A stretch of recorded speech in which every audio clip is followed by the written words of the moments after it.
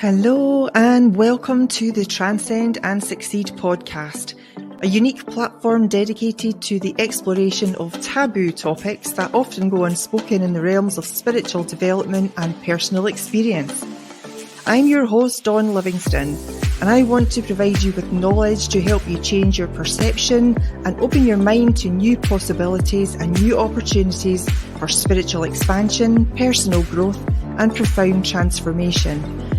In a world where certain subjects are often shrouded in silence, I believe in fostering candid and open discussions about the uncharted territories of our inner worlds. My guests will have had extraordinary experiences and will share their insights and journeys, inviting you to embrace the unexplored aspects of your own existence, both physical and non-physical. Join us on this illuminating and enlightening journey as we challenge taboos and empower you to transcend limitations and truly succeed in your spiritual and personal evolution. Welcome to the Transcend and Succeed podcast.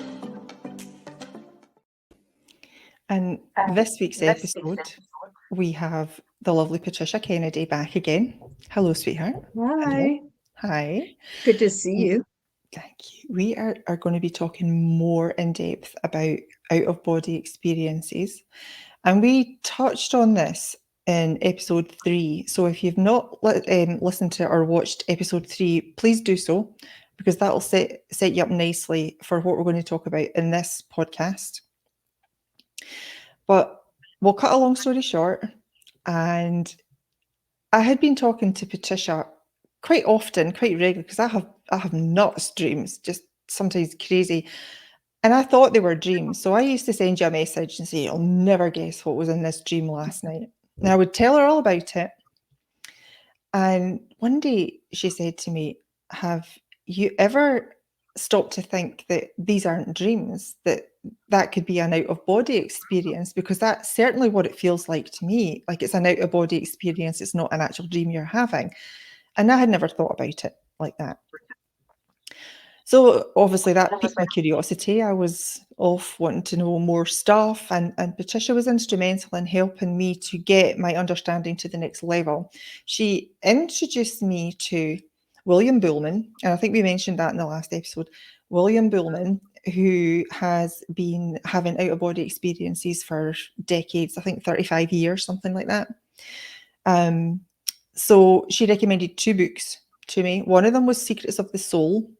And I also purchased another one, Adventures Out of the Body, I think it was called.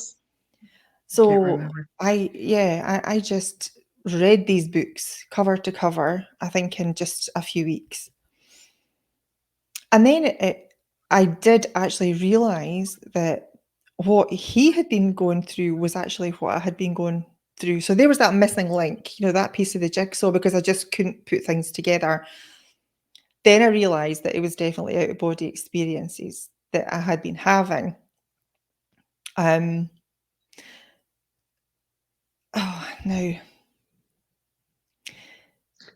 so do you remember?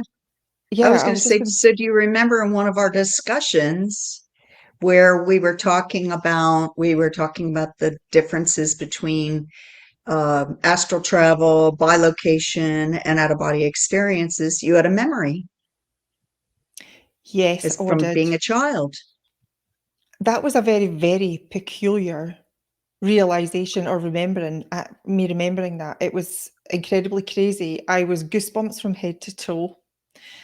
And I remember coming home from school one day, I think I was about 11.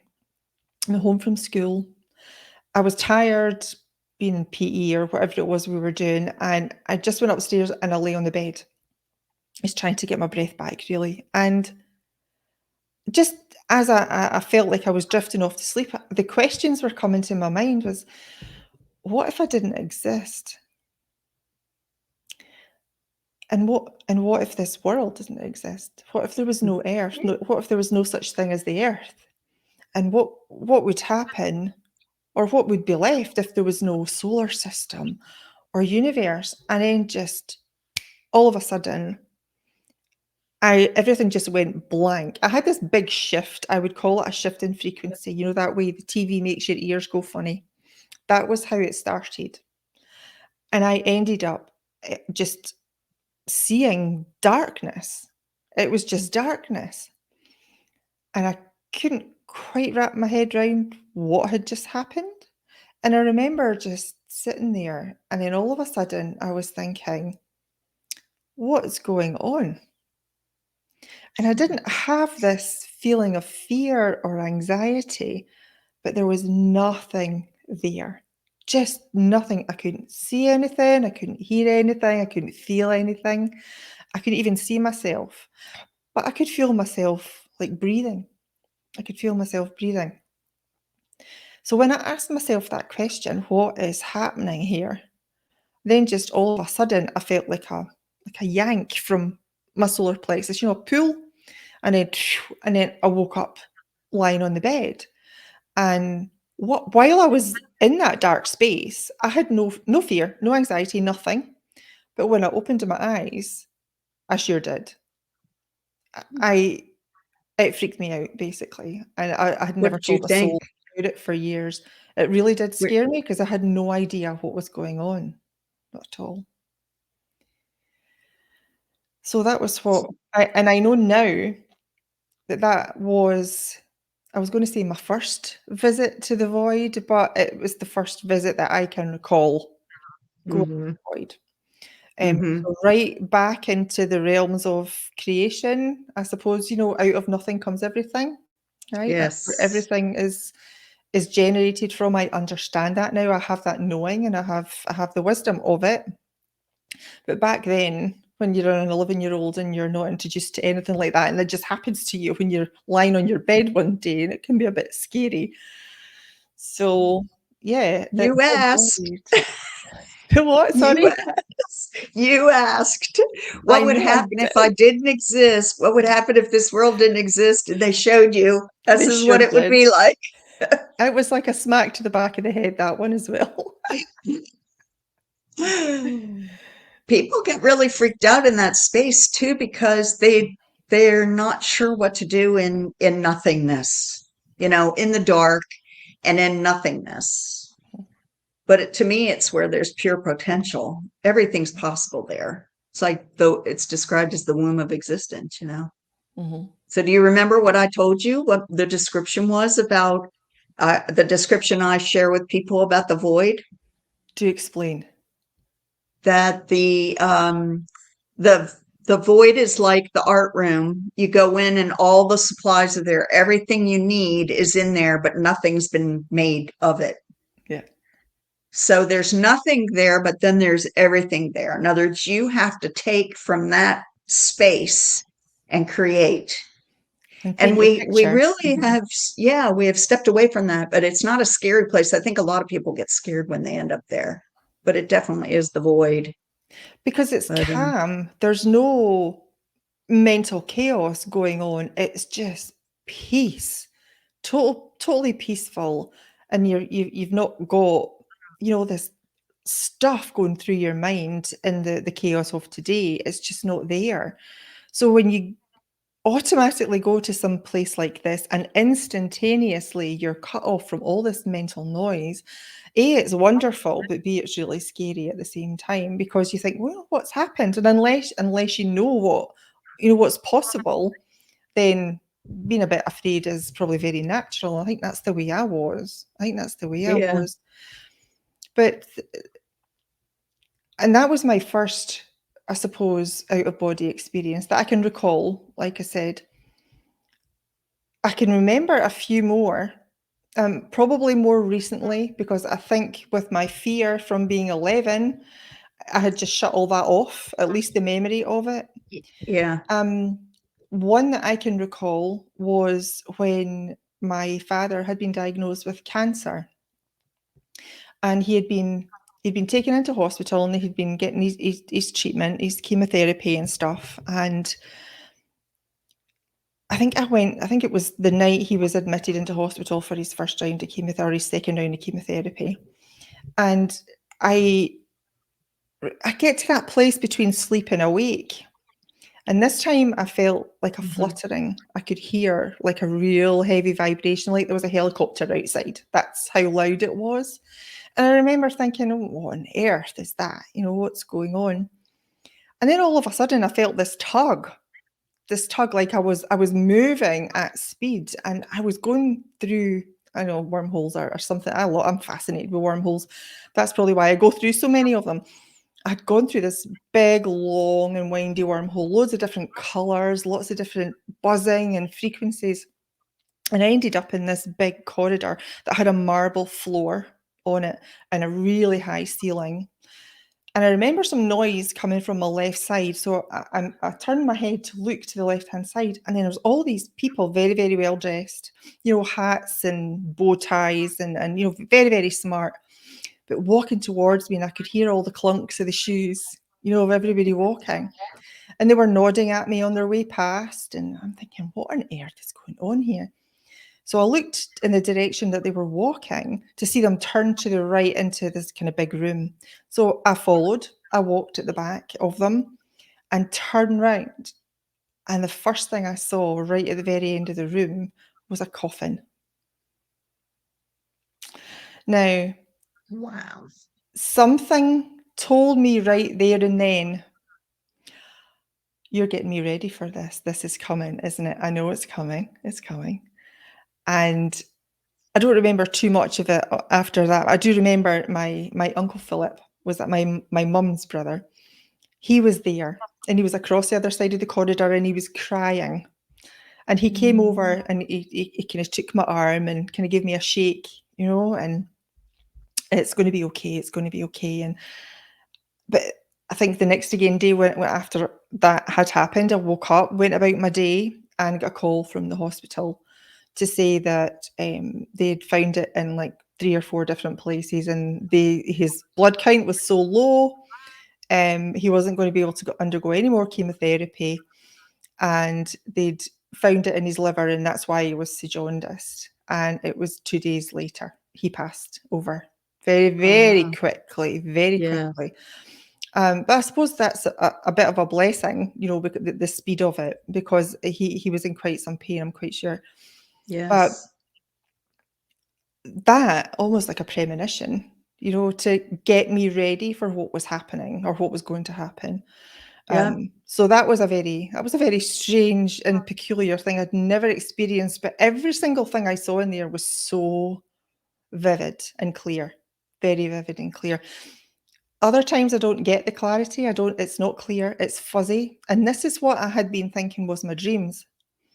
But it Yeah. seems that it's an out-of-body experience that I'm creating based on my state of mind at the time. So if my mind in this reality, in this physical reality, is chaotic, then when I have an out-of-body experience, I create a place that has that chaos that I go to. Yeah. Interesting. Yeah, Yeah. very. And I Wow. had asked some questions based on William Buhlman's book. Ask the questions. If you go there, ask the questions. I'm like, right. I'm going to ask. So one question I asked, and I think it'd been really bugging me because I wanted to know, can you show me how the universe is made up? What is the structure of the universe out with this physical reality? Because at the minute, I'm not interested in this physical reality. I'm really curious about what's out there. So I had asked, what is the structure? Show me the structure of the universe. And I got my answers, I think, over the space of about 3 weeks. And it was to allow me, I believe, right now, to comprehend and actually understand and integrate to get that knowledge. So the first image that I was given was of a chopped down tree. You know how when you chop it, you can see the rings right the way Yes. through. That is what I was shown. And the sense I got was that the very small inner piece in there is actually the void. That's the point of creation. And all the different rings coming out are all the different dimensions, Oh, wow. right? Yeah. That is what I was given. The second image was a bit more 3D, if you like. So I had, this is the way my mind worked with it, was the 2D tree trunk, and then came the 3D image that I got, and it was of the earth. And there was like a chunk, a wedge out this earth. So in that kind of spherical shape, you could see all the different rings, but they weren't just coming out in a 2-dimensional way, they were coming out in a 3-dimensional way, right? And I'm thinking, right, okay, so this is the expansion of everything, because the universe just keeps growing. I am of that understanding and of that total belief, and that's the way it's moving outwards. But then they showed me that in that wedge, within each of the rings, there was all these different compartments. So they were showing me lots and lots of different boxes or oval shapes or triangles. And that to me was the different dimensions within dimensions. Does that make sense? Well, you have to figure, because it's your guidance, it's coming in for you. You got to Yeah, decide, and that's maybe you keep that's what I asking believe. questions, Yeah. Right. Keep asking questions. Maybe you learn more. Yeah. The triangles and the different shapes in there, that's very interesting. Mhm. Wow. Different types of realities. And I believe, having visited some realities and different realities over the Hmm. last kind of a year and a bit, I suppose, I understand now how there's all these different compartments, because we can go to any number of them. And Uh-huh. it all depends on your state of mind. And if your Yeah. state of mind doesn't match one of those dimensions, you create a new one and you go Right. Or there. or That's you can't why go to those, right? You can't yeah, go, you can't you go. know? So that's why everything keeps growing and expanding. It was fascinating me for quite some time, because I believe the further towards the center that we go, the more thought responsive our reality is. Yes. And Yeah. the more towards like the earth crust that we get, so the more towards physicality, the less thought responsive the environment is. Because it takes us a hell of a long time to manifest something here physically. But when there's Right. nothing physical and you've got lots of thoughts, we can create it really quickly. I'll give you an example of that. Sometimes when I can feel the fluttering, usually when I'm lying in my bed, I can feel the fluttering and I think, oh, yep, here we go. Here we go. I'm conscious. I know what's happening. I understand it. I don't resist it anymore. I just totally relax and let it happen. Hmm. Once that fluttering stops, it's almost like a crackling sound. I hear like a crackling sound, it just goes like that. And that's Interesting. me Like you're separated from cracking the out of the physical. egg. I'm cracking it, yeah. Thanks for no, that's true. It's very true.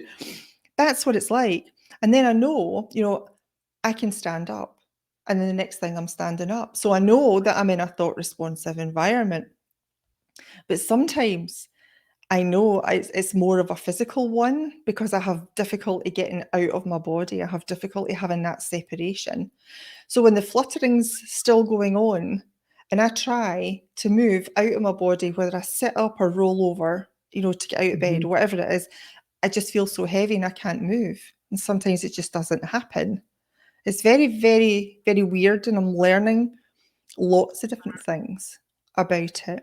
Yeah. It's so fascinating. It's so fascinating. I remember when you got the books, read the books, and started your formal practice. Mm. So one of my questions I wanted to ask you for the listeners is, do out of body experiences only happen when you lay down in your bed to go to bed at night? No, You no. know? I have to say that the majority of them that happen for me happen when I'm in that place between asleep and awake, and usually when I'm in my bed. But there's been the odd time where I have been sitting in quiet and I'm tired. It always helps if I'm physically tired. I'll sit on the chair Yeah. and I'll maybe just recline a little bit and I think, and I just take a deep breath. Sometimes it can happen then. And sometimes it happens when I don't instigate it. I have been reciting mantras for quite some time, and there's been a big chunk, a good few weeks that have gone by where it's just not happened. And I've just given up for Hmm. now for a little while. Because I found if I gave up the last time, being really pushy and trying to force it every single night, it just didn't happen. But when I decided to give it a rest, that would, naturally, that's when it happened. So there's definitely something to the resistance thing, stop resisting it and it'll happen. If it's to happen to you, it will. Do you think that maybe you reach the point where you need to integrate before they want you to keep going?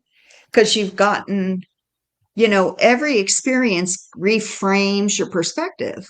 It Right. changes the way you think about your life in a body and your life Oh, yeah. beyond the body.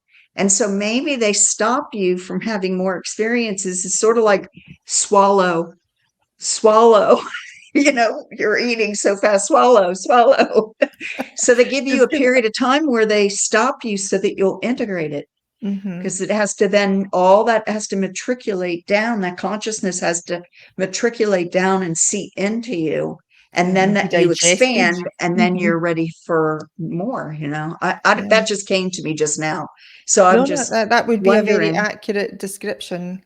Yeah, it's quite possible. Absolutely possible. In fact, I don't see any reason for that not to be the case. Because Yeah, when you change your vibrational state, when we do energy clearing, you've got to give it time for your body to integrate, your cells to integrate and to release things. It takes time. And the more deep rooted it is, the longer it can take. yeah. Yeah. The Mhm. subtle is really quick to change. It's just the body is so slow to catch up, Yeah, it can take some and you're time. in the body. You're not the body, but you're in the body. Mhm. Um, so you've talked a little bit about different, how would you say, components, of the out of body experience. If you were to go and sit in a chair, can you give them an example of, what you do? You kind of talked about laying back, but I mean, do you start with mantras? Do you start with breath work? What are the components to making yourself, as they would say, ripe or ready for the experience? Sure. Yeah, a couple of things I do. Yes, I start with breath work. I take several deep breaths and I hold it for as long as I possibly can, and then exhale slowly, maybe 7 or 8 times over the space of a few minutes. Hmm. And then I think when I start to feel myself getting a little bit drowsy and just ready to close my eyes and fall asleep, that's when I start to recite the mantra. I do have a mantra, and it is I now have a fully conscious out of body experience. I now have a fully conscious out of body experience. I now have a fully conscious out of body experience. So I'm trying to project my intention onto my subconscious as I'm falling asleep. And that's when Buhlman had said that that's the best time to start your mantra, because the subconscious will then react to it. Yeah. So that's happened a few times to me. And sometimes it's not when I'm falling asleep, but if I'm during the night, if I'm turning over and you're that place between asleep and awake, that's sometimes when it creeps in as well. And it happens then. It just happens when you're ready. I now understand that. So I don't Yeah. push it so much. I don't try to make it happen. As you like, I'm Yeah. now just quite happy going with the flow. If it's going to happen, it's going to happen. And I think if I need to know something and I need to learn something, then that will take place. I think I need to ask some more questions, actually. You never know. Probably need to be asking something. So when you hear the fluttering, do you Mhm. think that's happening when you're starting to leave the body? How would you describe that? What's the flutter? What do you think the fluttering or the vibration that you're feeling or hearing or experiencing I believe means? it's the start, it's a change in frequency. So I believe that is my consciousness starting to leave the body. And I think when I hear that kind of crack or that pop, I think that's total separation. So then I Yeah. can go and do what I need to do. But the fluttering, sometimes it can be very light in vibration, not strong, but sometimes it could be super fast, like a hummingbird's wings, right? Oh, yeah. Yeah, and then other Or when times, you hear a bee and you go, yeah, like, and is other that a times it bee? can be, like I said before, so loud you'd think there's a helicopter above your house. Right. That is the changes. And normally when I hear that pop and I think, yes, here we go, where am I going to go now? And I'm off through a wormhole somewhere. And there was one I had that I went through. I didn't just go through one. I was astounded. I think I told you about this actually. Yes. I went through about 5 or 6 of them. And I would say that it lasted about 10 seconds per wormhole, just based on what I can remember, to put it in a time scale, a linear time scale. So about 10 seconds for each wormhole. And they were all different sizes, different shapes. They had different coloured lights. They had different frequencies. They had different sounds. Sometimes there's a hum, and sometimes there's a really, really slow, deep hum. It's fascinating. Fascinating. And I went through, like I said, 5 or 6 of those to find this place. And I thought, oh, okay. It was dark. I was in like a bedroom, and then the whole of the wall had gone. It was just open to the outside, where there was umbrellas and, like sunshades and sun loungers. It was dark though. It was slightly light because I think there was a moon, or I perceived it to be the light shining from a moon, Stars. a little bit of light. And I turned around, heard a noise, turned around and saw my husband getting out of bed and walking off out this door. I knew it was my bedroom, but it didn't look like my bedroom at all. So I shouted to him. I was like, I'm over here. Can you hear me? And he just kept walking. He couldn't hear what I was saying. And and this is funny because I was trying not to, I was desperately wanting to look back at myself lying in bed to see what I looked like, right? But I knew I didn't want to do that, because so many times, and I only realized this from Buhlman's books, that don't ever, ever think about looking at yourself and your body, because as soon as you focus on something, that's what happens, right? So every time I had Does been it suck you back trying in? to see myself, yeah, back in the body you would go fast, because that's what you're Wow. thinking about. Very highly thought responsive environment, it's going to happen. And it did on many occasions, until I read his book and thought, what have I been doing? Never even thought about that. So there you go. So if That's anybody out funny. there's going to try that, don't ever think about being in your body, because that's exactly where you're going to go. Well, I don't know that we've ever talked about this before, but I remember when you were still living out west in Colorado and you were having dreams about your daughter coming into the room, but the door was in a different place. Yes. I think you were having out of body experiences then too. I don't think Absolutely. you realized that you were pretty proficient at it. You just thought you were having these great, weird dreams. I'd had many of them, and that was one that I remembered. It was Remember the very, one where you had somebody who was invading your house and you were under the bed and your daughter was walking around with a shotgun or something like that? And you're like, but it's so weird. The staircase was in the wrong place and the yeah, door was in the wrong place. And then, yeah, you were a couple of things I think that were yeah. off, but that happened to you a couple of times. And we thought they were dreams because we Yes, had it not did. come this far with And what your again, experiences were. and that was clarified by one of Buhlman's books. And his description is that the closer your out of body existence is to your physical reality, the more like your actual physical reality it'll be. So it'll look the same, but there's something just a little bit off. So that one, when you were saying where Jenna had come into the bedroom, she came in through the bathroom door, and where the hall door was, that's where the bathroom was. So these rooms had switched over. Yeah. And that is enough for you to think, hang on a second here, that's just not quite right. That helps you to be lucid and conscious when you're having these experiences. So if you remember that you felt you were in your bedroom, for example, but then why is that door there and why is the lampshade over there? That sort of thing. There's always a subtle difference. And that's Yeah. just to let you know that you're not in your physical reality. So I learned a lot from those books. Yeah, things that had been experienced and just couldn't explain. Just couldn't explain. Well, when you read about somebody else's experience, it helps you to connect the dots Yes. Missing piece of the because jigsaw. otherwise, if somebody read a book but didn't have the experience and tried to share that with you, the consciousness doesn't convey because the person who's only read about it hasn't integrated it into their field.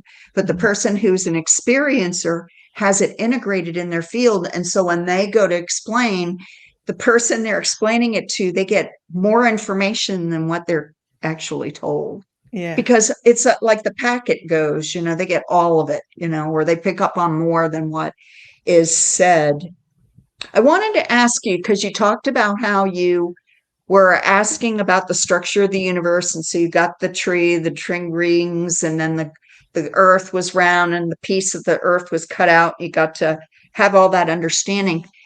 The questions that you're asking, and then the experiences that you're having in your out-of-body experiences, have they changed your perception? And can you identify if they have, how they have, or if you're just aware that you're seeing the world differently, like your body differently and the subtle world differently?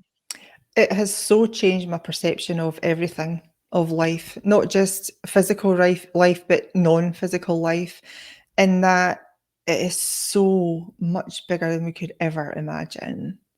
It's Isn't that the it blows truth? your mind, seriously, when I think about it, just to see and get that understanding that everything is growing, and it's not just the third dimension, the fourth dimension, the fifth dimension, the sixth dimension. No, there's so many different dimensions within that. And we don't Mhm. need to number it. Numbering them now does not make sense to me. Because I used to Right. talk about us being now in the third dimension. I just don't, it doesn't gel with me at all now. This is the densest, I believe, the densest physical reality that we have. Anything above that is less dense, but more higher Mhm. vibrational Mhm. and more thought Mhm. responsive. And I think we just need to be aware that out there is so many different areas we can go to learn to. It all just depends on our state of mind. We'll have to get our mind to think about what it is that we want in a better place, rather than have it chaotic all the time. Because the more chaos our mind has, the more chaos we're going to create in this physical reality. So I look forward to um leaving this reality, even if it's just one step out of the physical, just one step, because you learn so much. And one thing I did learn is that you can ask for help. Yeah. My intention is to have somebody that can help me. I want to learn this, so please bring me the expert, the best being to do this, and bring this person to me the next time I'm having an out of body experience. And it happens. It happens. You may not know this person, you may sense that there's somebody there, but not see anybody, which is absolutely fine. But you will be given the guidance that you need if you ask the right questions.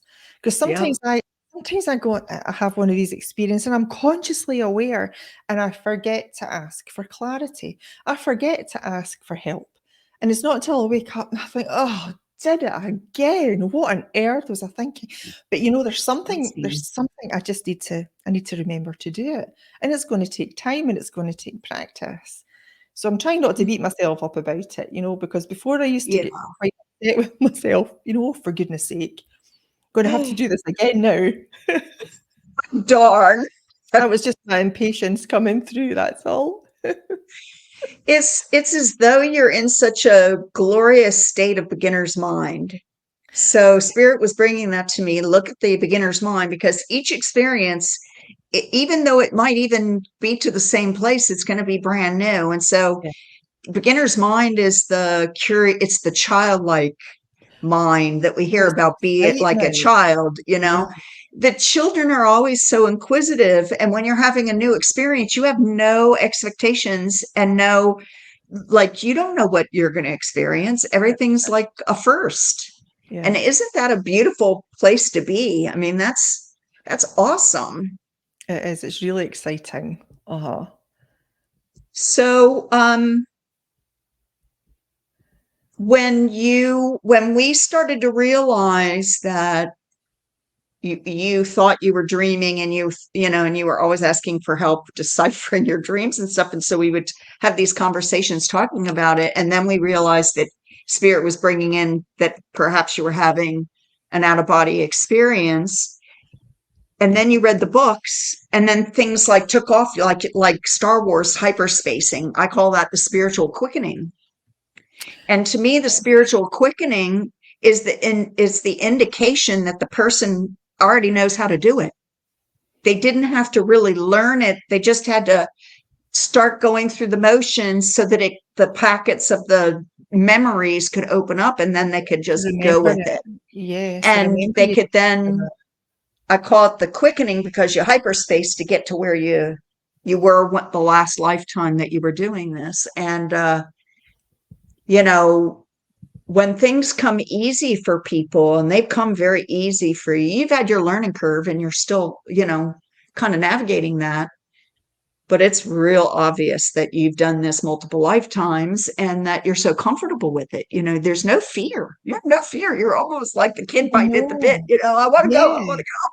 Yeah, because I know there's nothing there that can hurt me for some reason. I just have this knowing that as soon as I hear that pop and I'm off through my wormhole, I'm excited about where it is that I'm going to find myself, about what I'm going to experience. I never think fearfully. I Yeah. just don't. And it's lovely. It really is lovely. That's the way we should be, explore, because it's so exciting. There's so much out there. And I think I'm going to be navigating and exploring for quite some time, probably the rest of my physical life, I would I think imagine. so. Living and experiencing, yeah, yeah. Well, I know that this, I don't know if you've ever talked about this before on podcasts, but the work that you do in the world with your clients allows you to see things that are unseen. Let's just say it that way. Mhm, And now that you are having these new experiences where your awareness is expanding exponentially, that has got to open you up to bringing in way more and help you see things outside, just like you see so easily outside of the box. mhm, And when our being can bring us that information for a client that you're having, let me retract or back up a bit. You're having these experiences that are brand new. It makes you open to new experiences. mhm, So you're open to possibilities that you may not have had on your docket before you started to go down this road. mhm. But now your being can bring you stuff and you can be receptive to it. Well, no, this is something brand new, but let's go with it. They might bring you new colors. They might bring you new, experiences, seeing ultraviolet light spectrum, who knows? Yeah. It has to make you, um, or give you more capabilities than you had before and make you a stronger, more successful facilitator as Mhm. a healer, or doing a reading on somebody for a physical issue or a mental, emotional, or spiritual issue. Have you been able to notice that? Have you noticed that What I changes? have noticed really is the speed of the information I get. It's lightning speed. Now, whereas Mm-hmm. before I would have to sit with it and wait, maybe 5, 10, 15 seconds for something to pop in, whereas is now it's in fact sometimes before I even get to the end of a question, it's already there. So it's interpreting my thought before I've even thought it. That's what I find. But I find it that the information that I'm asking for, it comes in lightning fast. What I also see, when I was explaining the 3D earth with the wedge out, and in each circle there was all these different compartments. I get Yeah. shown this and one of them lights up. So I Yeah. know it's another lifetime that is blocked from, that, or that person has a block from. I don't believe that I need to know exactly which one it was, or, where it was. Right. It doesn't matter, but that's the one that's getting highlighted. Yeah. So all I know is I just need to clear that. Looks And like a Christmas tree, but not all the lights are coming on. They're yeah, just lighting up the ones that matter. it's the odd Yeah. ones. Yeah. But it's Yeah. always right here. Right here. Yeah. Yeah. It's interesting. That's so awesome. I'm so excited for you, you know. And I know you and I personally have spoken about this. I don't know if we mentioned in the last podcast or this one, but I do question whether or not astral traveling, out of body experiences and astral traveling by location, where your body's here sitting in a chair, but you can show up somewhere else. And people who can see you. Not everybody can see you, but people who can see you.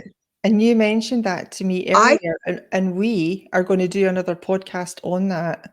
Yeah, about absolutely there's so much bilocation and portals. Yeah, we'll get stuck into it and put out our experience and see what kind of response we Yes, get. because I think one of the questions are, when you're in an out-of-body experience, you're in a timeless state of being. There is no past, present, or future. It's all happening in the same moment.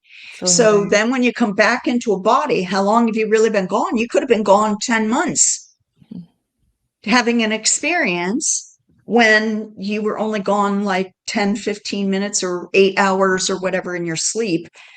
Having gallivanting around in your out-of-body adventures. Yeah. So there's always that question, and I don't expect anybody outside of an individual to give them that information. I really think that that's one of those self-inquiry questions. Yep. You know, how long was I gone when I left my body? How long would I have measured that in our time frame? Yeah. Would I have been gone an hour? Would I have been gone 10 days, 2 weeks? You know, and you start to get an idea of, you know, if you calculated it, it probably was a lot longer, your experience, but you think you're only, you know, doing it for a little while. Yeah, and when I had mentioned that the first time I went to the void when I was 11, and you had mentioned that to me, because I had said no, I was only there, 10 seconds or so, and you said no, you were there a lot longer than that. You don't realize it, but you were. I thought, well, I probably could have been. Actually, I hadn't thought about it like that in the realms of time, and that linear time here in this physicality is a human construct, and it does not exist. So everything's happening all in at the same time in the present moment, the current moment. That's all there is. There's no past. There sure ain't any future. Everything is now. So yeah, I could have been there for a long, long time. I could have just been there for a split second, but it doesn't really make any difference. It's so interesting. It is. It's worthy of questioning and asking, because if you don't ask, then they're not going to bring you, you know, you're not going to get that information. Just you don't get taken, or you know, downloads don't come to you without you inquiring or asking for it. And if you had not been asking for the structure of the universe, you probably wouldn't have been shown that. Yeah, probably not. You know, and I mean, well, there's so many questions about what would happen if I didn't exist, and I got shown that right away. You know, asked about the structure of the universe and got shown it. So why not ask the question? Ask and ye shall receive. That's mastery, my friend. I know you because told me a newbie, a master traveler. I went, I'll take it. I just need to remember now. Well, I think that you're going through this whole remembering phase. And then when you get to some point, you're going to deliver all of your, you know, all your lifetime compilation of lifetimes achievements. Oh, it's like you get this big award. Let's do that soon. That's exciting. Absolutely exciting. Yeah, it is a lot of fun. Well, thank you for telling us all about that. I think it's fascinating. Anytime. I don't mind talking about it at all. Not at all. I've got a whole new outlook on it since I've read those books, and I have a deeper understanding of it now, and of course experienced it myself. So it's true for me. You know, it really happens, and there's a lot more out there than you would ever imagine. So do you have the ability to post the names, the author William Buhlman and the title of the books in your podcast for your listeners? Do you know? Yeah, I will put it underneath, you know, in the description of the video, and if they want to buy them, they can do. Absolutely. I got mine on Amazon. On Amazon, yeah. Yeah. And they're available on Kindle as well, I think. My pleasure, sweetheart. It's always nice to talk to you. Yeah, always nice. It's fun. But we'll leave it there for now, and we'll come back. You and I'll talk, and we'll decide on a date to do the bilocation and the portals, and we'll see what happens there, see what we can come up with. Oh my goodness me, so much for do not disturb on my watch, eh? My goodness, sack the watch. Well, until next time, I look forward to talking about something new and exciting, Yes, whatever it is. If wormholes, dimensions, alternate realities, parallel realities, as long as it's interstellar taboo. travel. Interstellar travel, let's do it. Okay, Yeah, sweetheart, love you I lots love like you. jelly tots. I love you too. Bye. Bye. Bye. Thank you so much for your time and attention today. If you found this discussion engaging, show your love by liking and subscribing. Don't keep it a secret, tell your friends. Join us next week for more daring conversations on taboo topics that need to be explored. So until then, be safe, have fun, and keep expanding.